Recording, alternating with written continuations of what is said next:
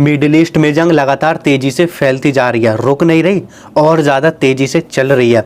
Hezbollah ने Israeli सेना को चारों तरफ से घेर लिया और उनको पकड़ भी लिया है। इजराइल और अमेरिका मिलकर ईरान पर हमले तो कर रहे हैं, पूरी दुनिया से भीख मांग रहे हैं, हमारी मदद करो, हमें हथियार दो, हमें एयर डिफेंस सिस्टम दो। ईरान अकेला देश ना, अभी तक उसने किसी से मदद मांगी है। रूस से पूछा गया, भाई तुम ईरान की सहायता कर रहे हो? उन्होंने कहा उन्होंने हमसे अभी तक मदद कोई मांगी ही नहीं है। ईरान अकेला देश बड़ी बड़ी ताकतों से लड़ रहा। बहुत बड़ी बड़ी खबर आ रही हैं, मैं आपको बताने वाला हूँ रात में क्या क्या हुआ है। जो रात गुजरी है, ईरान ने आसपास तबाही मचा दिया, तबाही। इजराइल में भी तबाही मचा दिया ईरान ने, तबाही। शुरुआत में लेबनान के पास से करूंगा। लेबनान और इजराइल की सीमा आपस में मिली हुई है। इजराइल का प्लान है लेबनान पर कब्जा करना, उसकी हिफाजत करता है हिजबुल्लाह।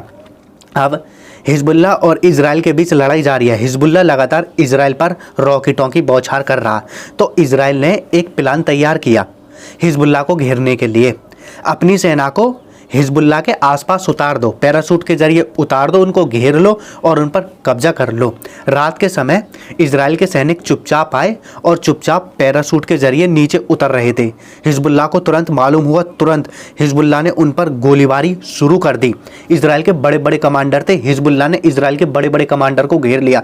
अब इजराइल यहाँ परेशान हो गया, भाई हमारी सेना तो घिर गई है। इजराइल ने एक और हेलीकॉप्टर भेज दिया, पहले पैराशूट भेजे, फिर इजराइल ने एक हेलीकॉप्टर भेज दिया अपने सैनिकों को निकालने के लिए।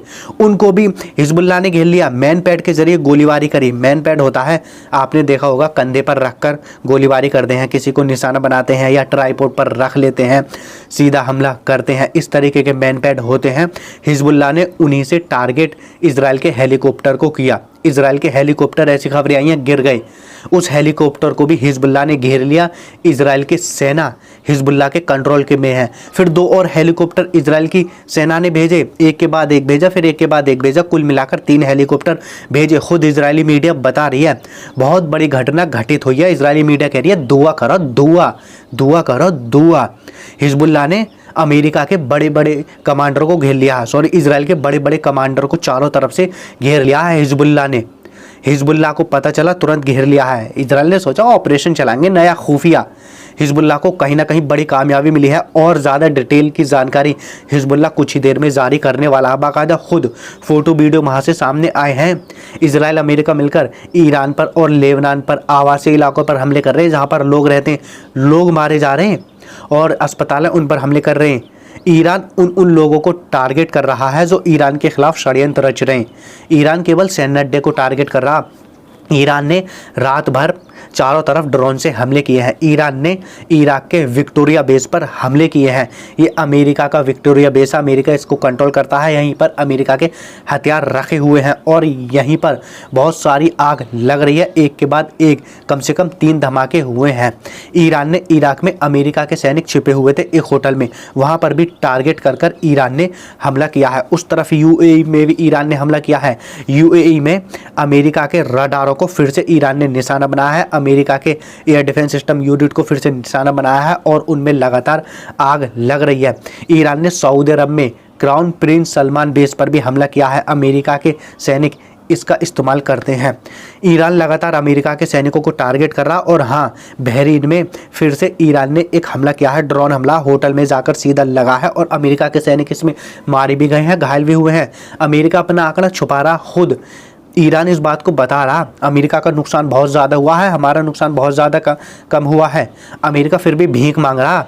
अमेरिका ने एक और विमान वाहक पोत को भेज दिया है, जो जेराल्ड आल फोर्ट है उसी के पास भेज दिया है और अब्राहम लिंकन वो भी जेराल्ड आल फोर्ट की तरफ निकल गया है। कुल मिलाकर 3 विमान वाहक पोत ईरान के खिलाफ है। अब सऊदी अरब में या अरब देशों में अमेरिका के सैनिक तैनात हैं। रूस कह रहा ये तो तुम्हारी गारंटी के लिए थे, कहाँ है गारंटी, कहाँ धरी रहेगी, तुम्हारी हिफाजत के लिए थे। रूस के मेदवेदेव हैं, पुतिन के बहुत ज़्यादा करीबी हैं, इन्होंने बोला है, इन्होंने संदेश दिया अरब देशों को, जितने भी तुम्हारे यहाँ पर अमेरिका के सैनिक हैं या अड्डे हैं उनको निकाल दो, ये तो सिर्फ एक देश की हिफाजत के लिए है, वो है इजराइल। ये तो तुम्हारे लिए ख़तरा है। अब तो तुम्हें समझ में आ गया होगा, अमेरिका को मिडिल ईस्ट से निकलना पड़ेगा। और ऐसी भी खबरें हैं, अमेरिका ने सीज़फायर की बात की, लेकिन ईरान ने साफ साफ इनकार कर दिया है, ऐसी भी खबरें आ रही हैं।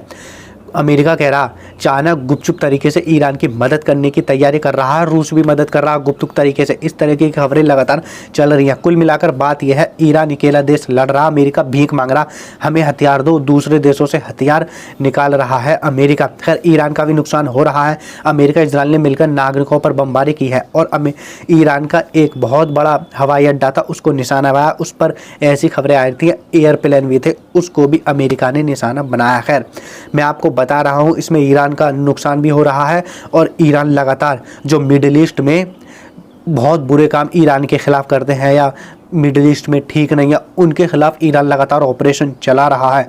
मैं आपको लगातार बता रहा हूँ। खैर बहुत जल्दी मैं आपके सामने एक और रिपोर्ट लेकर हाजिर